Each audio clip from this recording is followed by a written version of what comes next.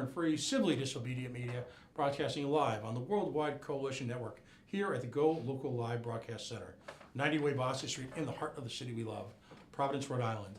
CoalitionRadio.us, Facebook.com/The Coalition Radio, and of course on the mighty Twitter at Coalition_Radio. Let's get right down to it. It's been a crazy night. We've had folks from across the philosophical landscape. But a conversation I've been looking forward to having for quite a while, actually a couple of years now, is with the guest that we currently have in studio. Everyone in the state knows who Giovanni Feroce is. We know him as a former officer in the United States Army. We know him as a successful candidate for Rhode Island State Senate. We also know, and I'd forgotten this actually, that you ran for the lieutenant governorship of the great state of Rhode Island. We're all aware of the success story of Alex Anani and how it's become a household name across the country. At the same time, what I'd like to give voice to tonight is the underlying principles, the concepts, the philosophy that brought an individual running for the governorship of the great state of Rhode Island to that position, because it's never quite that simple. We have a tendency to gloss over resumes as if they were 5-minute episodes in an individual's life. So in doing so, at the same time, as we always do in the coalition, give an opportunity to discuss the concepts and the principles that the individual running for political office hopes to advocate for. We all know that we live in a challenging time in Rhode Island. Tonight we'll frame some of the challenges we face, but we'll do so with the same idea as focusing on solutions. And Mr. Feroce has proposed a number of real-world, dare I say it, solutions. Giovanni, welcome to our show. Well, first of all, thank you so much. I really appreciate it, Pat. Appreciate everyone watching, those who watch the show later as well. It's always great to have a forum, to have the time to get the word out there, the message. For those of us who I think are running for the right reasons, which is to, as you said, have solutions for the state of Rhode Island, we need to kind of get through the political process. Unfortunately, the last, I know it's been decades, but really since the media platforms have so been expanded, that we've really allowed the negative and the naysayers to kind of dominate the landscape, as opposed to those that have a vision, a plan, and can take people forward. So when I look back in time and I see the JFKs of the world, who I happen to share a birthday with on May 29th, and I went to John F. Horgan Elementary School in West Warwick, John F. Daring Middle School. I happen to be born on JFK's birthday. I'm like, I'm a JFK guy, so to speak, right? But the fact is, I'm in a Republican primary, and I'm in there because those are my personal political beliefs, and less government. Certainly allowing people to have more disposable income. But more than that, I'm running for governor because I'm that type of person. I'm someone with a very, very big vision. And it took a JFK to say, we're going to the moon. And all of the things that we've done as a nation after that statement really just kind of says we're with you. We're going to set a tone to do big things. So I hope this evening I'm able to expand on my views, how I'm going to get you there. I want to get you out of a line. I think that the government's putting you in a line. I see it every day. Most recently in the state of Rhode Island, we see these people, at thousands deep, having to pay traffic fines. All these things that government keeps doing to you. Government keeps wanting to put you in a line. I'm going to take you out of lines. I'm going to put you on a path to success. It's going to be one of 3 paths. It's a path of education, it's going to be a path of occupation, a job, or a path to retirement. Right. And that's going to be my focus, and I'm going to tell you how I'm going to do that this evening. Great. The legacy media, and obviously as a member of the independent media, and one of the folks in your campaign staff, Tony Jones, who I've worked very closely with for a number of years, really one of the godfathers of indie media here in the state. He's been responsible and involved with so many of the different organizations that work, we like to think, alongside or in front of the traditional media. The legacy media is obsessed with the narrative. And the narrative that they continue to foist upon us is the Benris episode. And let's take literally just a couple of minutes, because what I'm hoping to do tonight is talk about your executive background, your military background, how that works in terms of a political process and works alongside of a challenge role as governor in a state that's clearly in decline yet capable of great things.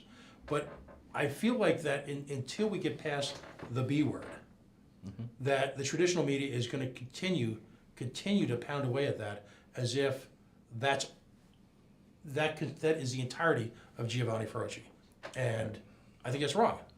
Well, So if you give us sort of just a quick perspective on that. Sure. Well, first of all, it's one reporter. Her name's Amanda Milkovits.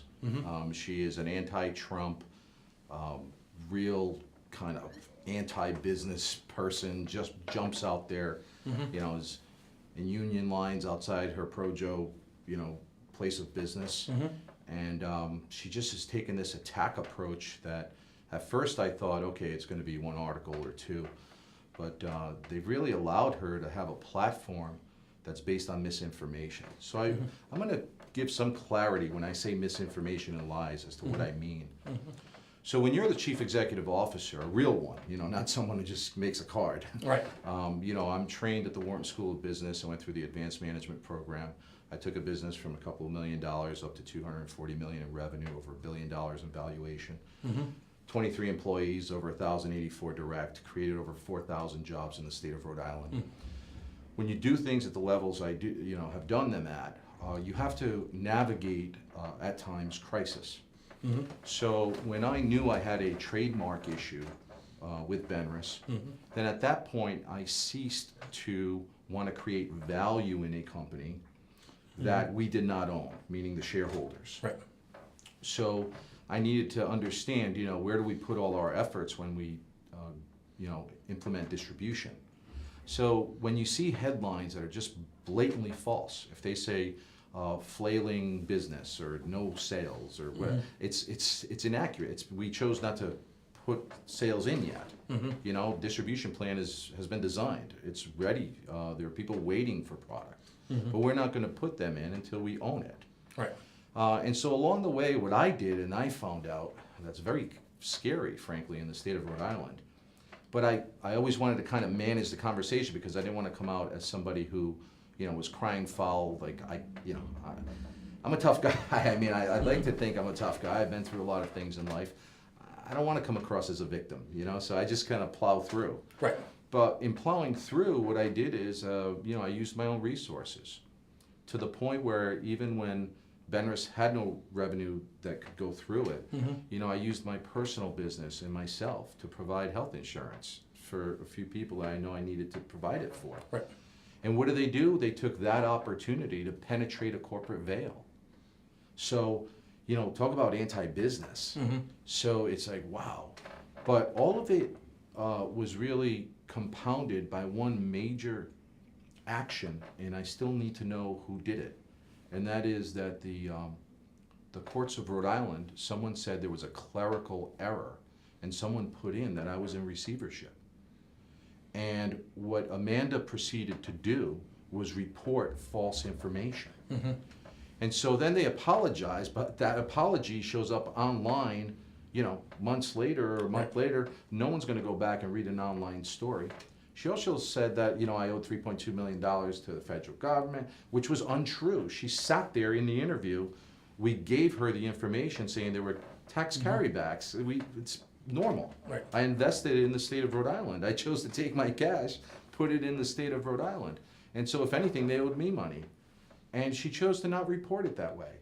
And even later on, when she had a follow-up story, I even went directly to the Alan Rosenberg. I said, wait a minute, this, I don't know, $3.2 million. Why are you writing it this way? Oh, because they still have to process it. It's still not, until it's processed, we're going to report what it is. Right. I said, but that's inaccurate. And so what that did directly, and this is the most important part, is because I'm raising money and I'm doing the things you need to do, well, obviously I had to put a pause to all that. You can't raise money in that environment when someone's writing misinformation and it's causing chaos. Then what really got to me, and I never realized I was so strong, but at the same time, obviously it would, to be frank, and I know I'm running for governor, but I'm just going to use the words, it would piss the normal guy off, a normal person off.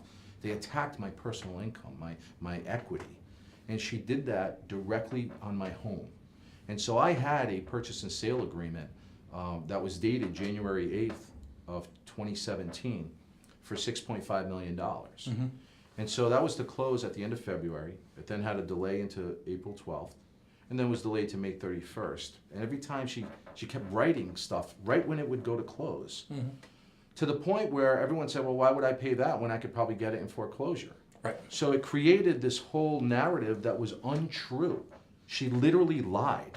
And the Providence Journal allowed their vehicle to be utilized by this person who was absolutely not going to have a, frankly, white Republican businessman be a nominee who was going to go against the first woman governor in the state of Rhode Island. And I failed to say this, but it was really was the catalyst of it all.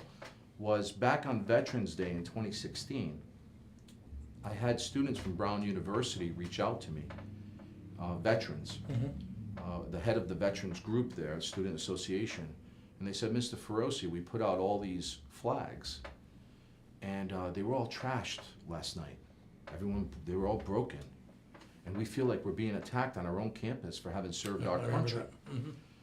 So they said, we know you're a veteran, would you please be a voice in the community? So I said, sure, and I wrote an op-ed, and I challenged the Brown University.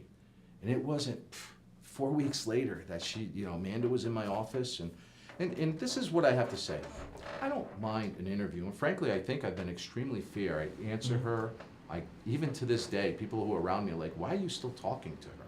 Why do you do that? I said, well, what am I gonna do? I can only tell the truth and then see where it goes.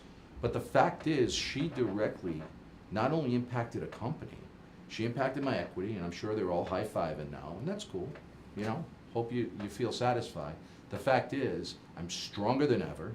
I think any logical person would understand that I've navigated crisis.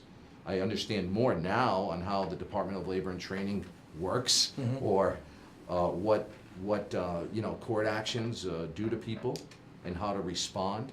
And I feel that I can probably put a great judicial package together that would help the average business person to never go through what I've been through, and in fact allow for for individuals to feel secure, because frankly what happened to me should never have happened to anybody. But we move on, and now I'm ready to I believe in destiny. Let me say that. I think sometimes people get a little put off if someone gets too religious or this and that, but the fact is I believe in God, and I do believe in destiny. I do believe things happen for a reason. And I'm there, I'm tough. My mind is mentally tough right now. I feel that, okay, I have to be more prepared when I go into something.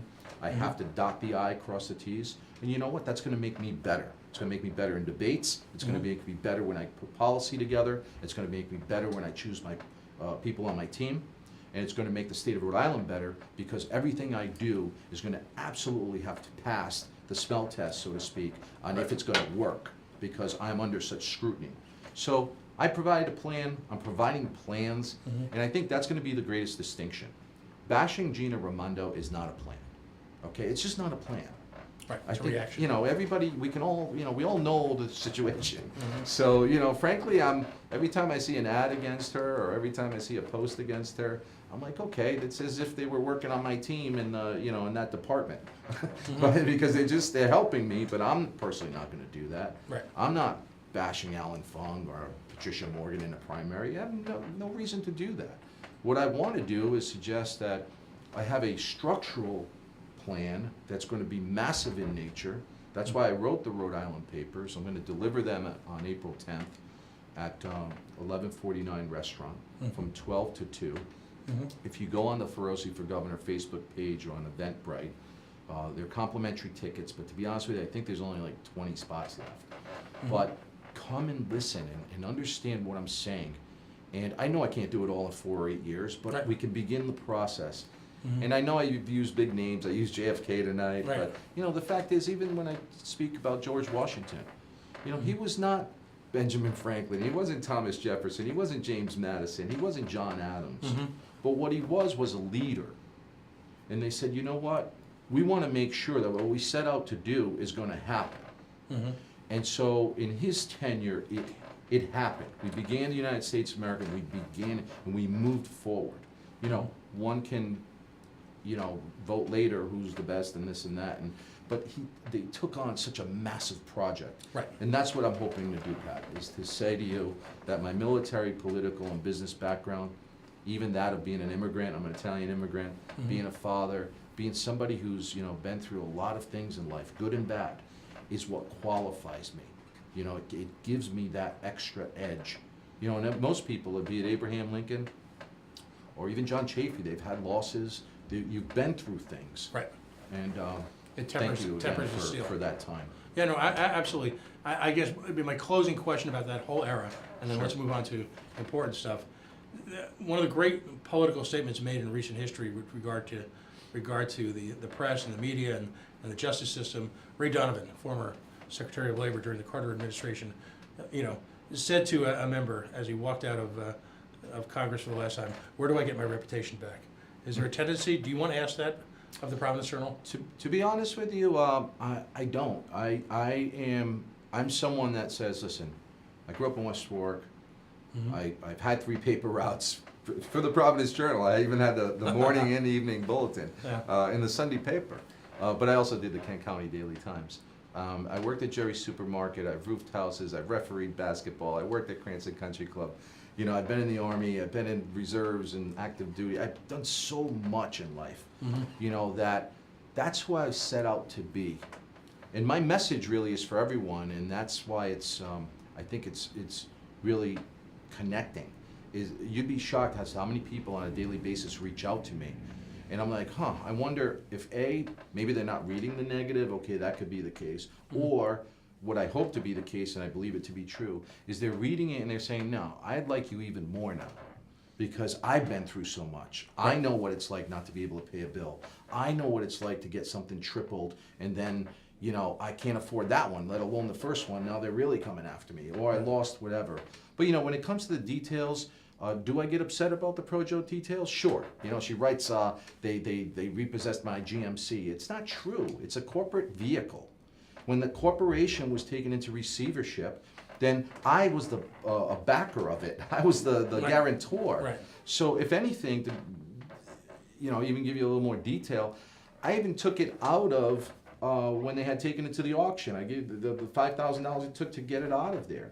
But the mechanisms to transfer it to an individual from a corporation was not there without having to repay the taxes on it. So we had to make a decision to say, well, it already cost $5,000 to get it out of this. It's going to cost you another $3,200 or $3,600 to register it. It's going to be this thing. And you're like, wait a minute, you know, how are we going to get there? So those are decisions one makes. So she loves to, you know, make it a big headline.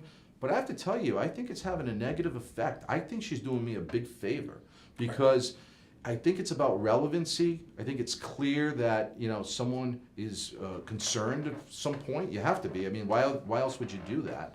But I do happen to know this as well. I do get a lot of hits, so to speak, you know, when my name is in something or someone reads an article. You know, if the average time on an article is, you know, 40 seconds or 60, it's really good if it's a minute and a half. Well, you know, I've been told that, you know, whenever I'm in an article, it averages over 3.5 minutes. So they're going to use every opportunity to put me, you know, my name into something, which again, I cannot complain because when it benefited me, it benefited me. So who am I to sit here and say, okay, they're going to take shots. I just need the public, and I know people might say, oh, you're crazy if you're going to rely on it. I have to rely on the public. I have to rely that they're gonna see this and say, wait a minute, why are they so concerned? Why are they attacking this one person viciously? It makes no sense. At a certain point, rain transfers from being news to an obsession. Correct. And but you know, for me, as to quote Buddy back in the day, you know, just make sure they spell your name right. So you know, I know he's controversial, but I think advice was there almost is sort of a buddy element to this. I will tell you that people who you know, certainly supported him in the past, you know, are viewing attacks in that manner. There's no doubt, you know, because very few people, I think, have ever been attacked to a certain degree. And, you know, when you're an incumbent, it's one thing, you know, maybe it's your policies are being attacked or what have you, but your personal, you know, the attempt to not allow you to make a living, Right. I don't think has ever been, you know, it's unprecedented. What she's doing to me is trying to not allow me to get to cash. Right. And so, yeah, would I have, when I sold my house, used a couple $1 million to probably run? Sure. You know, but you know what? My Rolodex is still there. All my supporters are still there. The campaign will raise money. It will raise what it needs to run. And it just would be minus me putting in my own cash. But I think that's where it's been supplanted with all of, you know, frankly, the brazen way in which she's doing it is allowing me to get more support. So, you know, I can't wait for April 10th to talk about the plan. And I can't wait really for when you see the magic of the campaign. There's a certain magic to it. I know. I think you'll understand it. You know, I think we always use the presidential ones because they're the most kind of fresh and large for us to understand. But you know, Obama had that magic. Right. You know, and Trump had that magic. You know, everybody else was establishment. Everybody else showed up in their suit like me right now, and just, you know, could, you know, be, you know, demurred down and be quiet and just answer and not say things. Or you could be like me, still have my suit on, but I'm going to tell you in about a month or two when we really get going, there's going to be about 300 people out there all going crazy with me because I have that little extra that they know I have. They know I'm willing to risk it with them. I'm willing to lead that charge. I'm willing to get hit a couple times. Hit me, it doesn't matter. I'm going to hit the objective. So sometimes you got to go through the swamp. You know, I used to only be good at land nav in the Army because I used to orient myself. I was not the best with the compass and the, and the map and the protractor. What I was good at was just saying, you know what? It's hot out. It's 105. I'm in Georgia, and I want to just get there so I can have lunch. And yeah, I'd go through the bushes, and I'd be all scraped up and go through swamps or whatever we need to do to get there. But we get to the objective, you know, we'll get there. That brings up, let's get into the meat of it then. One of the juxtapositions I'm also fascinated with is the notion of the CEO as a successful leader, and then attempting to migrate that into a governmental body. Now, you've actually served in government, so which is kind of unusual because, and you've been involved in the political process before, so you're certainly not new to it. You've served up, as we like to say, at Halitosis Hall. Talk about how important your military training was to who Gio is now. Sure. So I actually teach this. It's my military management style. There are different components to it, which I'll get into in a moment. But I think the one tie-in that I'd like to add to what you just said is, yes, I did serve in the state senate, and I've served in bodies that make law, and you have to get along with various branches. The most important thing is that it was 25 years ago. You know? So understand how much time, how much seasoning I've had. So I'm not a guy who just, you know, okay, I was a councilman last week, then, you know, next week I'm a state senator, now I'm running for this, and now I'm running for that. It's like, no, time out. You know, when were you a senator? I was a senator in 93, 94. You know, then after that, you know, continued doing entrepreneurial activity, you know, failure after failure after failure, you know, then war, then, you know, taking all of that management understanding and understanding how 4-star generals make decisions, and some that are good and some that are bad, you know, understanding how the military works. The military, we operate at 29% capability. So understand, we're letting off the gas all the time. We can not have good policy, but that's not the fault of the military. We're carrying out what we've been told to do. Right. So I was always so impressed as to the skill set and the decision making. You know, but yeah, I'm one of those guys that looks back and says, wait a minute, policy-wise, was it really thought out? You know, were we, you know, better off not just taking a break for a minute? And again, this goes back to the 25 years break of saying, wait, take a step back. You know, one of the laws I introduced back in the 94 timeframe was stop making laws. You know, just use a year where you make them, a year where you don't, and just allow for that year off, so to speak, to only be municipal in nature. Right. So if you need, you know, whatever in your town or city, you do it. But otherwise, we're not gonna sit here and triple the cost of parking in a whatever spot. Like, just stop. Like, stop making laws. Because a law is a fine or confinement or other things. It's very seldom used to alleviate anything. Right. So, you know, and there were 3,258 bills just introduced in the time frame I was there. You know, I mean, just imagine one state house in the smallest state in the country Right. introducing 3,258 laws. You know, let alone on the municipal level, let alone on the federal level. Like, let's just stop. You know, and so when you go back and you say, okay, in the decision-making process, this is what I learned. So I learned, again, I think most of us who were in the military, I've been in the military in the 80s, 90s, and then the 2000s. So for me, there was a pre-9/11 career and a post-9/11 career. Right. You know, the pre-9/11 career, we're going to Dunkin' Donuts and hoping to get out at 4 o'clock. You know what I mean? We're not worried about major war. We've just finished, you know, the Gulf War in like 20 days. They're talking about the peace dividend. Yes, yeah. You know, it's just a different world. You know, you're either in, you're out. You haven't decided if you're going to stay in. You know, the conversation's different. 9/11 happens, the whole world changes. Our operational tempo goes like this. It's high. At that point, I'll never forget, you know, I was in Fort Benning, Georgia. I was outside the barracks, and I called my brother up, and I said, listen, you know, I don't know when you'll see me again. I need you to do X, Y, Z, and I can't talk to you anymore because of operational security, you know, and there we go. We were off, you know, and my life changed, and I'll never forget. I felt like I had to learn a new language, acronyms from the get-go. You know, I was not used to speaking in an acronym language every single day. But here I am, you know, regardless, mobilized reservists, active duty, those that graduated from an academy, to those that went through ROTC or went through their officer candidate school. Everybody was working together, and you needed to be on point. And the biggest achievement I think I had in a short period of time was just getting something that said, you know, the best officer of his grade at United States Central Command. And I thought to myself, like, wow, you know, I didn't go to West Point, you know, I didn't go to Norwich, I didn't go to the Citadel, I didn't go to Naval Academy, I didn't do all that. You know, I did ROTC at URI, and I was okay. But, you know, I think, again, because I was much more mature, because I'd already been in the state senate, because I had been in business. We used to own Ferocious Eyes Optical. My brother started that in East Greenwich, Rhode Island. You know, worked with him in the optical business. Because I had been through all that, unfortunately my dad had passed. And I tell people all the time, talk about experience. You know, I gave mouth to my dead father on the floor, okay? Don't, like, think that I'm gonna get rattled.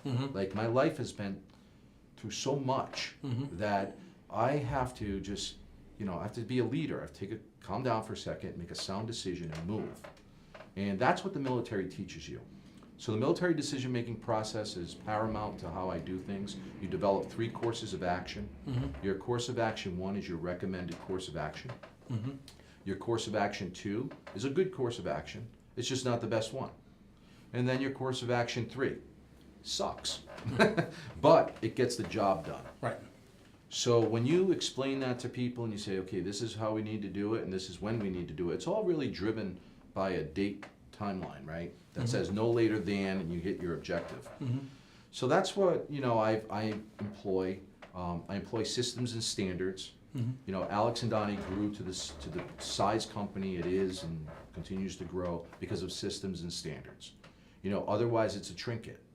So if you didn't, you know, trust the meaning behind it, if you didn't believe in the founder, if you didn't understand that it was a made in America product, if you didn't understand the contribution to jobs, the qualities that it had, be it environmental or you know, charitable, give over $12 million in a few short years to charity. If you didn't understand all that, then sure, you could complain and say, how can these people be making that off of this? But you have to understand how it works. It's complex. So we built a company with those systems, standards, brand standards, people standards. I used to have a system where it said, listen, I believe when I employ someone that most people in the United States do 75%. That's what they're giving. And it's not all about being a bad person. It's just maybe you're in the 18th or 19th year and your retirement's coming up. Mm-hmm. Maybe you take a job somewhere, but you don't really want that job. You just want to get your foot in the door and you want to work at Ralph Lauren. Mm-hmm. But you don't want that job. Right. You want some other job. And so forth. So that was my belief system. So what I came up with was, okay, I used to show people 75% to 100% and say, I think everybody's over here. However, this is the operational tempo in this company. These are the standards, and this is what's expected of you. And that puts you at 125%. Right. So if you're at 125, the gap between 125 and 75 is too big. You're not going to last, and that's what happened. And so we ended up with people who were given 100% or 125%, doing a lot of things. I'm a motivator.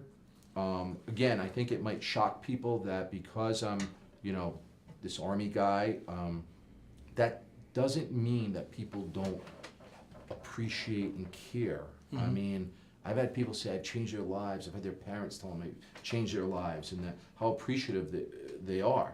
And I believe that, and I say thank you, thank you, because you're the one who did the work and helped Mm-hmm. me. I can't be me and successful without everyone else, right?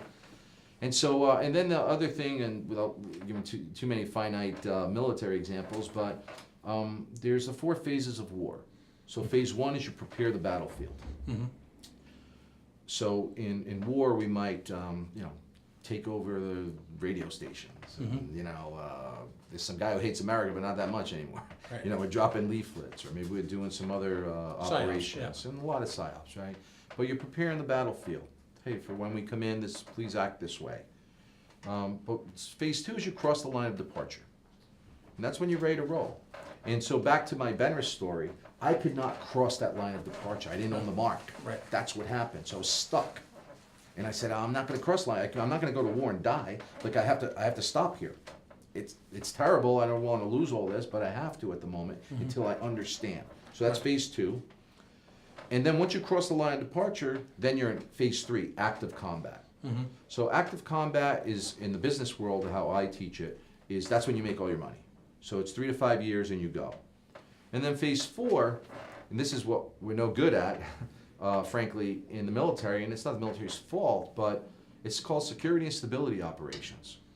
We don't own Iraq. We don't own Afghanistan. Mm-hmm. So we're sitting there 16 years later twiddling our thumbs. Right. I don't care how many generals you replace. I don't care how many troops you go up and down on. It doesn't matter. The policy doesn't line up with success. Right. So you can never get there. So the equivalency I give to in business is, you read about JCPenney, or you read about McDonald's. What do we do? What do we do? I don't know. Let's sell breakfast all day. The people are stuck because it's old. It's sitting there.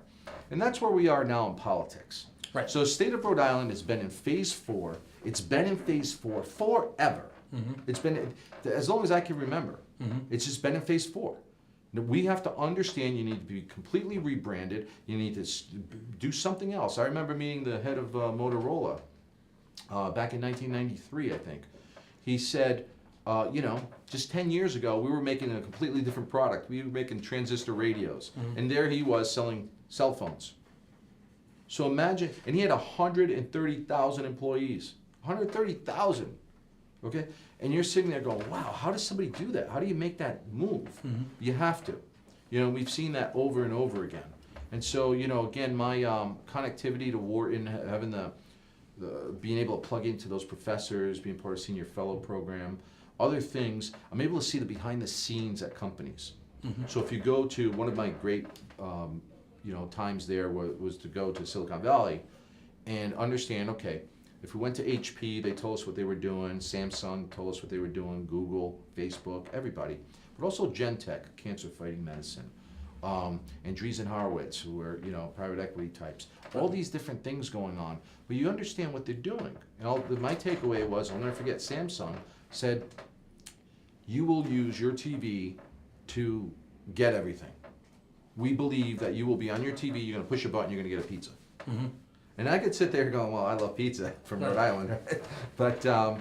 But I could see me doing that. In other words, why am I on my little cell phone trying to open the thing up, trying to read, right? When I could just be on my on channel 2, whatever it is, and just push the button and order my pizza like you order a movie. And this is what I find so fascinating, because on one hand, my understanding of military history, the time that you were at CENTCOM, was Yes. really at a formative time when the connected dots, as it was portrayed to the American public, had been one of the fundamental reasons 9/11 occurred, both on a military and military intelligence level. And the purpose behind CENTCOM was literally to, on a military level at least, to bring the armed services together to operate at some level of efficiency and some level of connectivity in the country at large. And you talk about this fourth stage that we're in Rhode Island. Rhode Island really is at economic war right now. It is at economic war in the world where it's places in the United States. And it seems to me what's fascinating about this conversation and about your background is that if we don't approach it, and for example, one of the marketing terms is eating the young. At this point, Rhode Island has failed to eat its young and failed to eat its aged. Business identity, community identity for a generation now, and has failed because of that. So if we don't approach this in that same type of hyper-aggressive redefinition through economic war, we will continue to fail.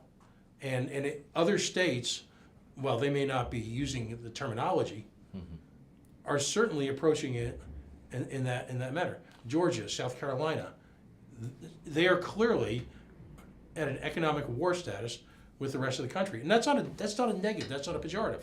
What they are saying is that we are aggressively seeking to redefine what the state, for example, South Carolina, why Nikki Haley became so successful on so many different levels. We are redefining what South Carolina is at every single level. Sure.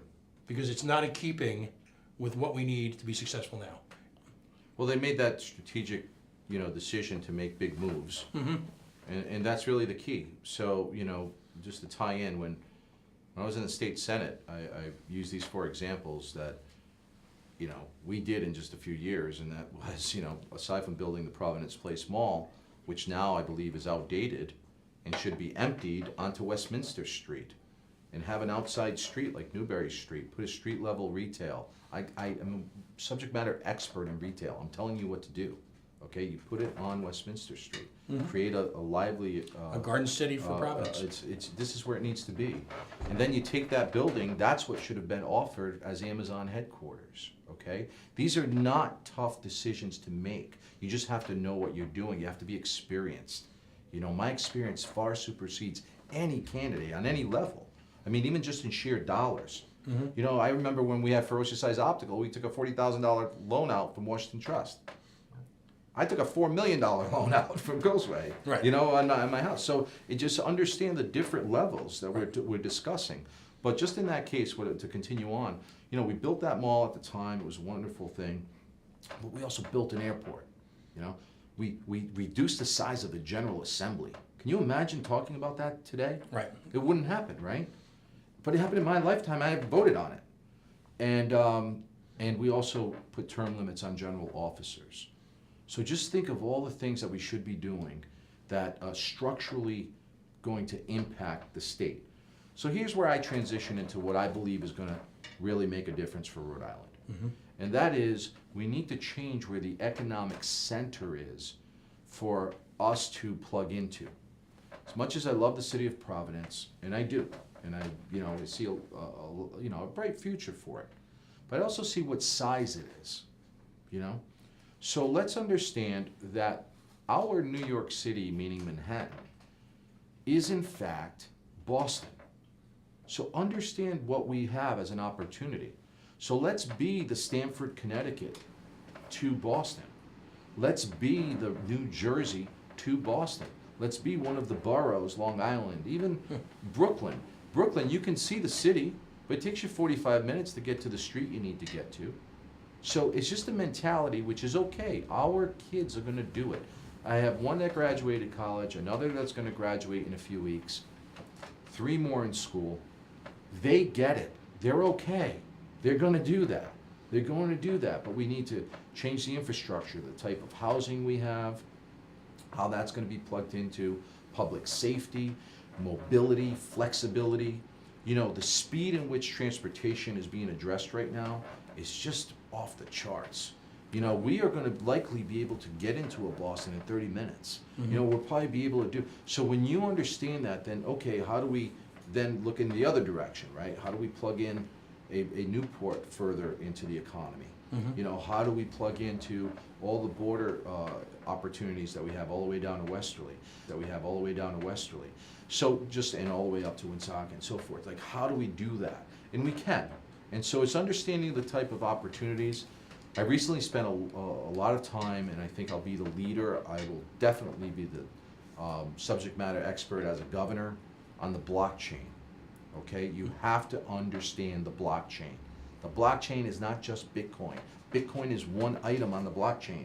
It's like saying MySpace Right. or Friendster or whatever it was when we first started. That's one item. The blockchain, think of it this way. When you're done having me as governor of Rhode Island, anything you're in line for right now, you will be able to go on your phone and push a button, okay, and get it done. You will no longer be in line.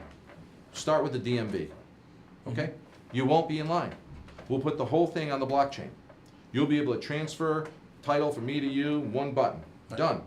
And for those skeptics, I will challenge you right now. Go to a restaurant tonight, go to anywhere you go get gas, go to anywhere. What are you doing? You're giving someone a piece of plastic. Did you give them a pound of silver or something? No. You gave them a piece of plastic. They gave you a piece of paper, you signed it, you gave it back, and some transaction occurred somewhere. The same thing is going to hold true. The blockchain is going to take the place of, so to speak, the marketplace on the internet. Everything's going to move, but what I'm going to do is use it for infrastructure. So the key components are, we need to make sure we don't regulate it to where we can't be the best at it and have all of the companies who are going to support it be hubbed here. And more importantly, we want the people who are going to make a lot of money taking the risk and being the first in the different fields, from insurance to education, from, as I said, the DMV, government infrastructure, to other things. As they make money, we want them to live here. And then lastly, something more concrete, not lastly, I have a lot of things obviously, but one of the more concrete things is Massachusetts is probably going to pass a millionaire's tax. How awesome would that be for us? To not only not have it, to incentivize them to move down 30, 40 miles. They'll all live here. Think about what opportunity that is. That not only in wealth, but in the brain drain, it's called. You know, in Spain right now, unemployment under age 30 is 54%. You know what that's doing to a country like Spain? It's devastating, because all of that brain power is going to go to Germany. They're gaining from it, okay? And we need to look at things the same way. We have to stop this maintenance mode. You know, as I said, I won't ever knock anyone personally. I'm not going to attack any of my opponents. But I'm going to tell you right now, this is not the time for someone who doesn't have the sophistication that I have and the experience and the background to be in charge of anything, okay? I need to be there. I need to lead. And I will bring in the people as they are, the best at what they do here. And I want to emphasize something. You know, I was somewhat maybe misunderstood when I said, hey, you know, I'm going to, you know, run for governor, and I look at it as, you know, I'm potentially doing a favor for whatever. What I meant by that is, people in my position usually don't get in government for all the reasons we went through earlier. The attacks, the personal attacks, the family, all of those things. And you say, you know, why would I want to do this? Why don't I just go live on a boat somewhere and relax and go golf? You know, most people move to Florida and go golf. The reality is, we need to get people like me back in government. We'll take the attacks, I'll take the hits, but I'm asking you, please understand the difference in the dialogue, understand the difference in the size conversations of what our opportunity is. And you know, I look forward to it, because I have to tell you, even on a practical path, I have to win. I'm going to win, because I have the best path. So if I'm in third place in a Republican primary, which I just entered into, or will officially on May 20th, okay, I'm in third place. I'll pass Patricia Morgan by July. I'll be in second place. And then by September, I'm going to pass Mayor Funk. Then I'll be in first place, and I won the primary. Not only would I have won the primary, and I just beat the House Minority Leader, I just beat the previous nominee. I would have a major party behind me. Right. The fact is, no one can have more momentum than me. Mm-hmm. Certainly, Joe Trillo cannot say he's an outsider. I'm the outsider. I just came out of all this and through all this. And so I just feel that the path has been set for me. Am I willing to fight the fight? The answer is yes. Not only am I willing to, I'm going to win. I'm going to win because I have the right people behind me. I have the right message. It's a message of vision. It's not about bashing anybody. No, and that's what I want to jump in for a second, because what strikes me is that there is a singular absence of the big idea. You look at something as arcane as the Route 10 connector. Mm-hmm. We just decided to reinvest literally a king's ransom into a 1950s era transportation grid, when we had the opportunity to step back and really draw upon world-class experience. I mean, if our smallness can be our strength. Right. If we had perhaps orchestrated with Rhode Island School of Design or Brown and said to the world, you've got this tiny state. We're going to redesign the artery, if you will, the transportation artery of this state. Give us your best and brightest. We're not going to give it the bums rush politically. We're not going to be obsessed with creating jobs for this politically affiliated or this politically strong organization. Let's have a design competition. Mm-hmm. Let's reach out to the world. And the same, that's just a microcosm. That's just a symptom, if you will, of the malaise that is Rhode Island. We settle for something out of expediency or urgency because of our failure of our systems to anticipate need. When you look at everything else in this state, when you've got, and I happen to work in Massachusetts, mm-hmm. when you have such systemic excellence at a corporate level, perhaps one of the premier corporate market-driven economies in the world, 40 miles away? Sure. How is it possible simply 40 miles away, with that DNA that exists up there, mm-hmm. for us to have the highest poverty rate in New England? No, I'm going to change all that. But that's exactly what I'm saying. I'm going to change all that. Mm-hmm. But, the uncomfortability, so to speak, of the conversation, and this is where, recently the other day, online, I tried to defend myself once or twice, but, I know it's best to kind of sit the side. Well, by the way, I thought you took the high road on that. But I'm going to always attempt to do that. It's just once in a while, you want to at least point a couple things out. Right. And the reality is, and I thank you for saying that, but the reality is, you have to be able to tell people that they're either not qualified or underqualified or shouldn't be making certain decisions, right? I used to look at my dad. He was the hardest worker in the world. I love my father. I love my mother, okay? But they came to the United States to make my brother and I better. Right. So they were supposed to be better. We're not supposed to be worse. And you're supposed to understand, okay, what is your training? What do you know? What are you doing? Et cetera. So the fact is, when you look at the decision makers now, I'm sorry, but we have to understand that we have decision makers in place that are unqualified. And I don't care if you think it's disrespectful for me to say it.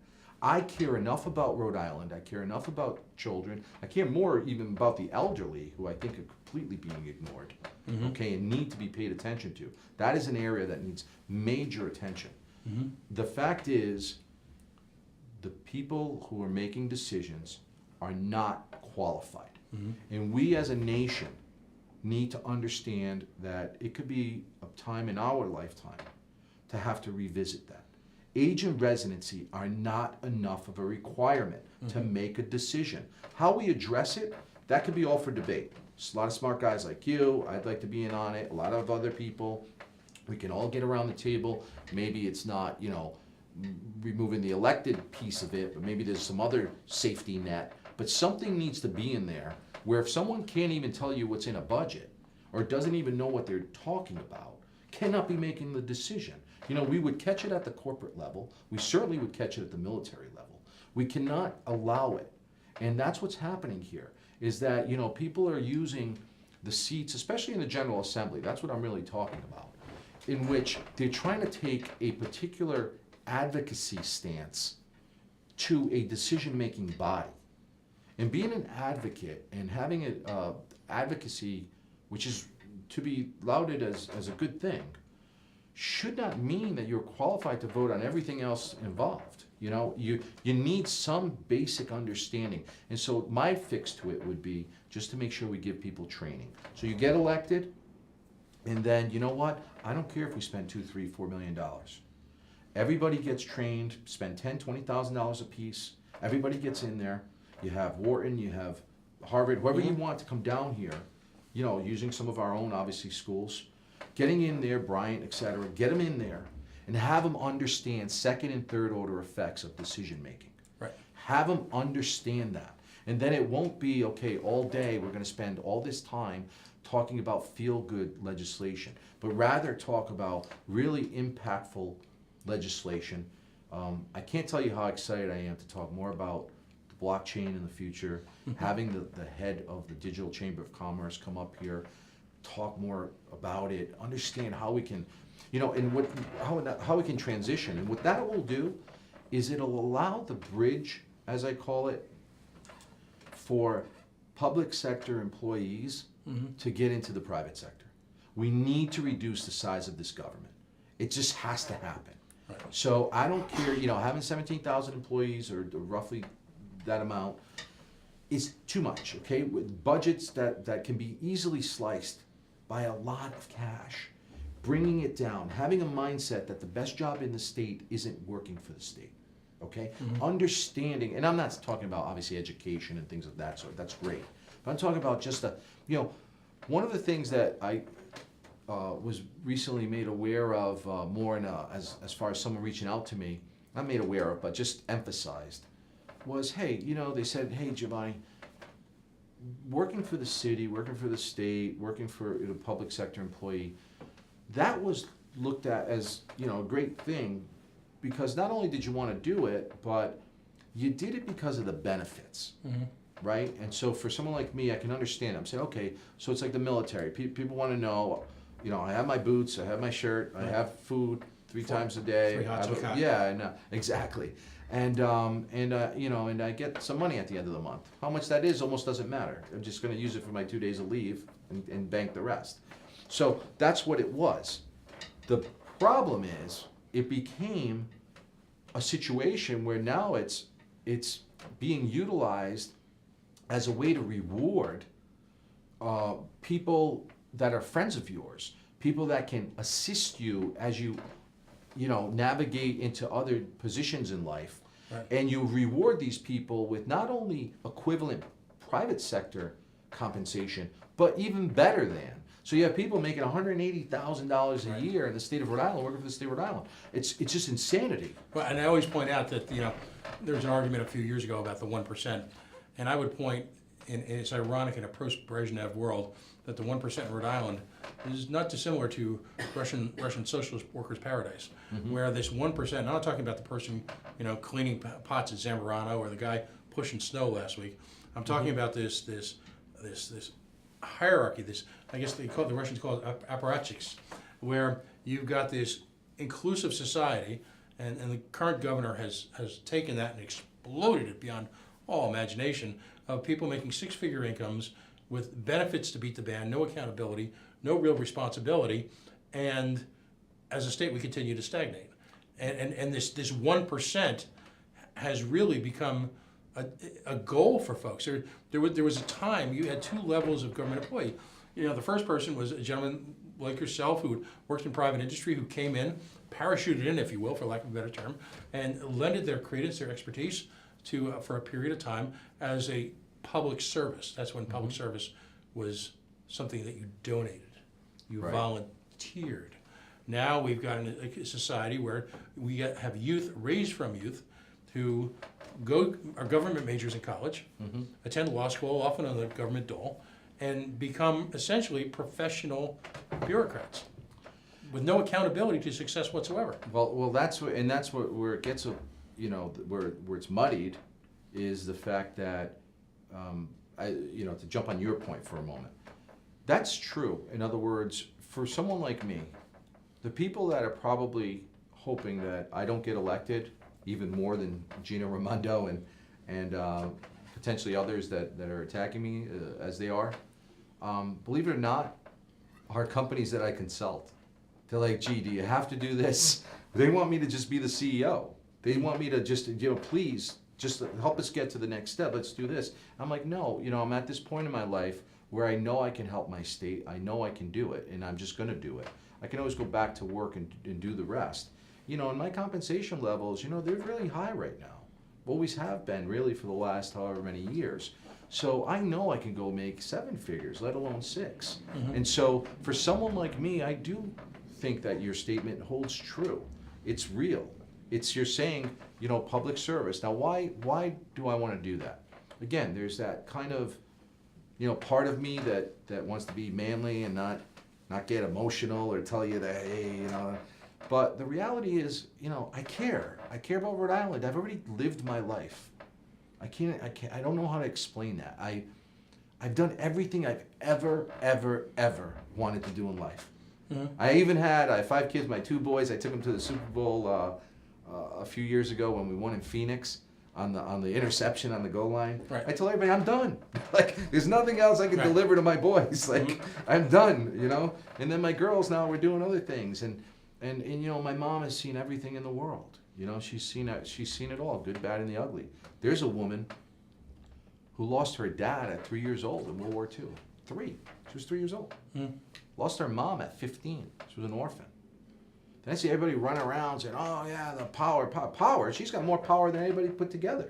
Okay, who had the courage, the power, coming to another nation, having it all, just understanding there's different components. She wasn't crying about it. She wasn't complaining about it. She was just doing it. Right. Just do it. Same thing with me. Hey, you know what? Yeah, my dad was in a union and he worked at Leventon, and that was great. He worked in Victor Electric, a lot of places.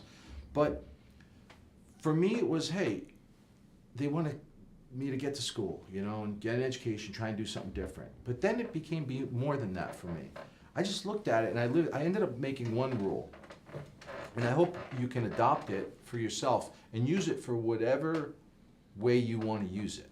And that was, I came up with something that I thought of one day. I said, you know what? I'm not better than anyone else. But there's nobody better than me either. I thought about that to myself. And years later, you asked me earlier about decision making and being a CEO. I was at the highest floor of the biggest financial institutions in the world with the CEOs of those banks. I'm talking about Jamie Dimon texting me. I'm talking about Brian Moynihan in my office for a couple hours and me in his. Okay, James Gorman, the CEO of Morgan Stanley, asking me if Italian cufflinks will fit in his Australian shirt. Okay, I've been in that level. And to sit there, and what do you think went through my head? I'm little Giovanni Feroce from West Warwick, Rhode Island. What do you think I'm thinking? I'm thinking, I'm not better than anybody. There's nobody better than me either. And that's how I was able to have those conversations. That's how I was able to perform at the levels we're performing. And so listen, I'm not going to win them all. Tom Brady's lost some Super Bowls here. But you know what? He's still awesome. He's still great. I hope you understand that the level of experience I have, the vision I have, the power to put everyone together on the same team. I told people when I first started this, in order for me to win, in order for Rhode Island to win and really change, people who hate each other have to all be on the same page. We all have to come together. There could be 2 groups that hate each other, still support me. We could all be like, okay, I'm doing this, but let's plug into the big vision. We will change. When I say I'm going to change your life, I mean that. In other words, my life as a family, our lives, as a child, my immediate family. Child's probably not good. When I was, college age, was Ferocious Eyes Optical. Ferocious Eyes Optical changed our lives. We finally knew what not making $30,000 a year meant. Right. We finally had a business, and it was unbelievable. Like, oh my God, there's $250,000 flowing through this thing. So we didn't get to keep it all, but just to handle something, so our world changed. My dad never made more than 30 grand a year, And then you got to my levels in life, and I'm like, holy smokes, to pay that just to the government, and I'm staying here in Rhode Island to help people, and you're sitting there, and that's the other thing, to have someone attack the way she did my personal equity, that should be money going to the state. It shouldn't be evaporating in right. the air. So all those things are in fact, qualifications that I feel right now that if the people of Rhode Island are ready for some massive change, just as if you would be, a company that says, hey, everyone's going to be on a computer next week, Right. back in the early 90s, and this is what we're doing, and if you're ready for that, if you're ready for, not having one car in the family, if you're ready for other things, if you're ready to see your income change by 25, 50,000, then I'm the kind of guy you should vote for. I'm not a maintenance mode guy. So either we're going to get there, the way I look at it is we're either going to get there, or if we fall short, you're still going to be way ahead of where you are. So when you're doing massive things the way I envision them, I will look at will Charlie Baker be happy with me when I'm, fighting for his millionaires? Of course not. But you know what? I'm gonna win because we're in a better situation. We have to be. Your point earlier, I remember back in 1999, I think it was, when the former CEO of SAP started, I think it was called a Blue Company or something like that, but he wanted to create a grid, which ultimately Elon Musk has done to an extent with the Tesla systems. But that's the kind of thinking. I look at the Elon Musks of the world. I'm just blown away. I'm like, these guys, we're sitting here debating God knows what. I watch Capital TV at night because I want to be prepared. I want to be informed. My family hates it because I don't like, oh man, what's he watching again? But the bottom line is, what are we talking about? This guy's launching a car going to Mars, and we're over here. We're wondering if, we're going to be open for school. It's like, stop it. Everybody, are we ready or not? If you're ready, I'm ready, okay? And I'm taking the hits. I'll take all the hits you can get between here, September, then November. I need your support. We're going to get there, but I need you to think differently. And Wharton, we say, Professor Jerry Wynn, what he says, you have to change your mental model. And the example I gave recently was, when you used to get money at the bank. Right, we used to have a passbook. We'd go to the bank, we'd give them the book, they'd stamp it, they'd give you $20, and then we got into an ATM machine. And that was wow, look at this thing, it actually gives you money, you swipe it and it gives you money. Well, now what are we doing? Now it's all about pushing a button and it's moving between two people. Right. And that's where we're at, so as a state, are we ready for that? And so I know for a fact that the current governor right now and the team she has around her absolutely do not have the experience to do what I'm going to do. It's not even close. It's like me being in the reserves, in the Army Reserve, going whatever in Narragansett and in Providence in the late 80s, in the early 90s, as opposed to setting up the Command Forward Headquarters in Qatar, which then was featured on Modern Marvels and showing how we ran a war from thousands of miles away called Modern Communication. Understanding how battlefield speed, how to move, it's called the FISL, the Fire Support Coordination Line, the front lines. It took about 4 hours. How to count combat power. All of these things are super important in coordinating and making sure things work. And to one of your points you brought up earlier that I wanted to say, and, frankly, in just this part in defense of the president for a moment. People keep talking about, he's attacking, these various intelligence agencies and so forth. Well, aren't you pissed off that we went to war over bad intelligence? Like everyone's complaining about, we shouldn't have went to Iraq. Well, wait a minute. I thought we went to war because they were supposed to have weapons of mass destruction. And did they have them? Well, come to find out, it's still, to this day, nobody's ever found them. So why are they right all of a sudden right now that they can never be wrong? Like, stop having these absolutes. Well, it's political expediency It's as a substitution for leadership and vision. Yes, but I also believe people want to take absolute positions. They want to. You either love them or hate them. I took the FBI to war. Obviously, I'm very close to the FBI. I expect to have a lot of support. I think you're gonna see how that works. As we go through the campaign. And understand. But that doesn't mean you can't have politics involved in political bodies. Of course it can happen. So you have to watch out for that. But I just always meant to say that about the one issue when it came to intelligence. They're saying, listen, first reporting, first of all, is always wrong. So I actually challenged the media, both legacy and new media, that, hey, think about that term. In the Joint Operations Center at United States Central Command, the rule was first reporting is always wrong. So think about that.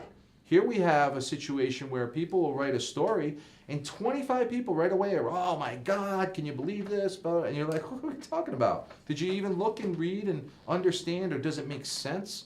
And you know, the one good thing about going through politics actually is the fact that you get to scrub your list of who's with you and who's not with you, and I understand that. But you've given me a lot of time this evening. I really appreciate Well, I those in the want audience. to continue the conversation You know, in a few weeks. give me I know time.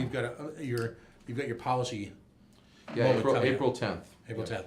And what I'd love to do is have you back on after that policy moment and get into some of the weeds in terms of taxation, the Economic Development Corporation, whatever we're calling it this year, where the state stands in terms of feeling like that they need to create their own, well, for lack of a better term, UHIP/information technology hub when it's clearly not even remotely part of government's mission. I mean, all of those issues I think require debate, and I think to me one of the highlights of tonight will be the notion that we've got this General Assembly that we drop citizen soldiers, if you will, into the position of steering, well, at this point, God, a $9 or $10 billion corporation.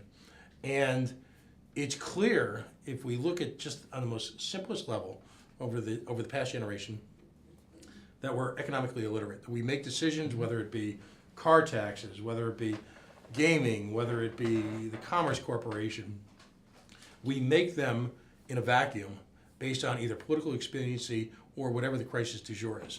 And the notion that that can be allowed to continue Right. in an evolving world where we again are competing with states that are at war, who are on a war footing with regard to economic development, and the thought that we can just haphazardly step back into the Rhode Island of the 17th century is ludicrous. Can I add one statement course. real quick? So someone had written to me earlier on LinkedIn. You know, they were upset with the fact, I guess, we have 2 meteorologists on the state payroll. Yeah. And he didn't understand that, and I guess I don't either. But the reality is, you know, I wrote back to him. I said, you know, I succeed because when I engage other companies in the supply chain or retail partners or whatever else I'm involved in, some of them have, you know, 8, 9 things they do. I look at them straight in the eye and I say, what do you do best? And whatever that is, that's the only thing I want from you. I apologize, but I'm not here to engage you on 8 or 9 other things. What do you do best? They'll answer the question, and then that's what I engage them for, and then I move on. So I'm saying to you right now, in conjunction with the statements you were just making, the state of Rhode Island is not good at a lot of things. Let's find out what we're good at. Focus on those. That's what you invest in, what we all agree on, and that's it. The rest of it, get out of it. And I will tell you, when I come back next time, it's maybe not a big, you know, Republican expectation issue for me to bring up, but we need to reform our penal system and our incarceration of people in this society. That needs massive reform, and that will systemically make probably one of the biggest impacts of where we go as a state in the future.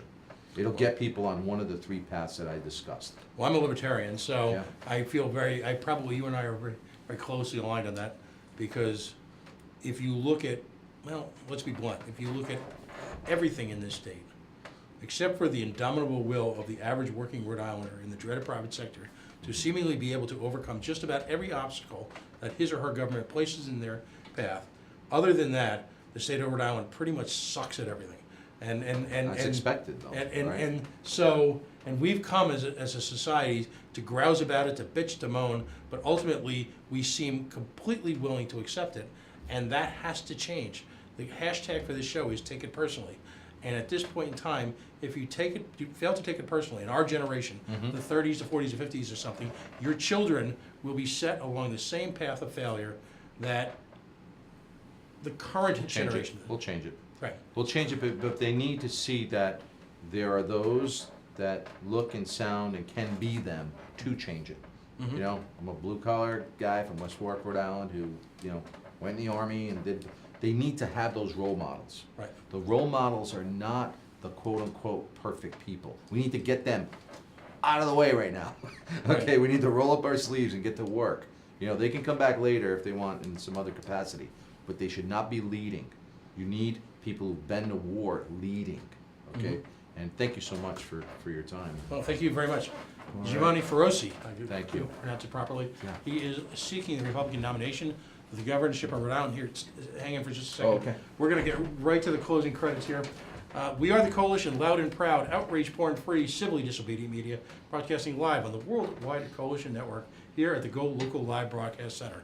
CoalitionRadio.us, Facebook.com/The Coalition Radio, and on the mighty Twitter at Coalition_Radio.